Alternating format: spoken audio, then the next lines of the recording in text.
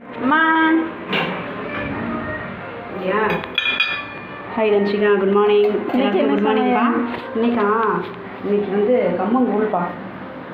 Night எனக்காக ready பண்ணணும்னு காய்ச்சி வச்சுட்டேன் எனக்கு ஏற்றாப்புல. ஸோ கம்மங்கூழ் கொஞ்சம் மோர் கலந்து வெங்காயம் மேலே தூவிருக்கேன்.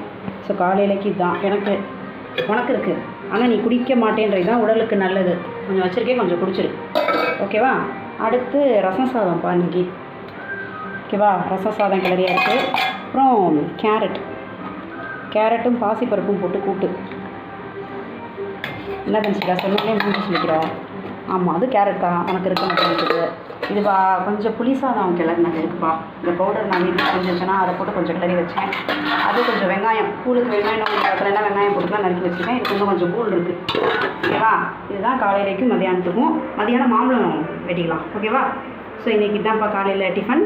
உங்கள் வீட்டில் என்ன டிஃபன்னு கமெண்ட் பண்ணுங்கள். பாய்.